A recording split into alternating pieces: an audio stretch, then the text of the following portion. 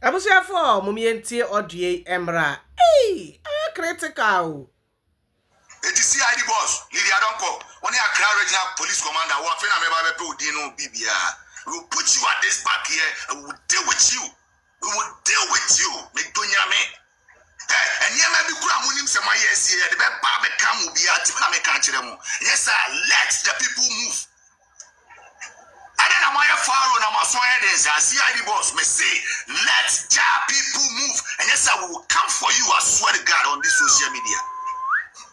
Mungamu. On this social media, we will come for your reputation. CID boss, what up after the agonere? Say, let you know that way you should not walk up, you know, and the whole world, baby, I didn't go Pia, make me face you. Mungamu, boot for boot. Yes, sir. Baby, I didn't go Pia, so let you know walk up and say, it was assigned to you, now we will receive, you know. I will act upon since October. Now, steps I want make it concerning this case, you know. And you say, any battery, I will tell you, I'll catch you on top of come on to me, Mame, who did Diagrowati? And when you forbid, I know I lie you, and what do we know? I say, I can't be using a fan climbing calendar, academic steps, no, and drew on one, can you way, you know? Say, you're born a boa fast because we will be baby mama. Say, I may be a Timodobro into what we did not tell you, Mame.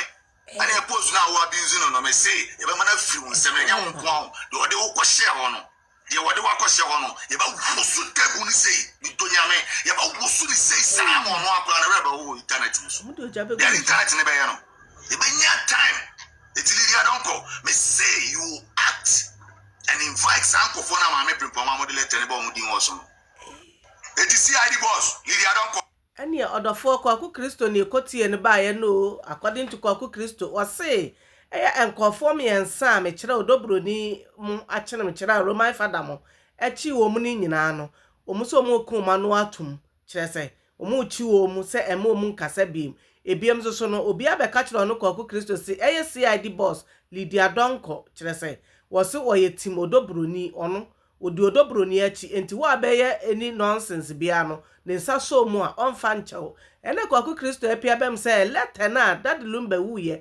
Yatis akosha ben poma the letters ko police station so justice chese o ko police station ko report to asem ne nipa na letter ne ko din nsem no ani hu dwuma wa anya ho hwe wa mobra bia en na Kwaku Kristo apia bem se Lidia Donkor ko na ko hwe nipa na akosha ben poma e de letter na e ko share ne nsem na ntesa de a o ba o so se kakai chese Kwaku Kristo no o so o ko Lidia Donkor so se kakai chese woni ne beye ne mungamu e wo media iso.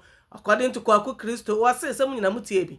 Or say Lidia Donkor ya bofa so position now and your dear, and you be dear, or don't home ne koma obi, and ya do to sa position. Yes, I Kwaku Kristo kai. Me children, me children, I be a make some of your video now. Me make them crojing at the amamo. Chess was say ya bo Lidia Donkor faso. I chess our bonana. And then yes, sir.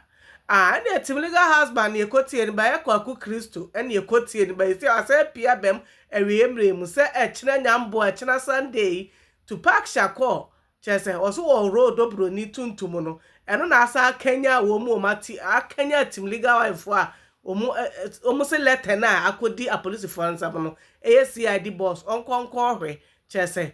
Omusa akosha ben pomandi pakura or de letter no koshe nsem no mu invite say ni pan so ma invite sa police ni na akosha ben pomandi letter no koshe nsem dia ene oni ni mienu media iso omu nkoso ewa ha ebeye boot for boot ebeye mungamu hey I critical hey already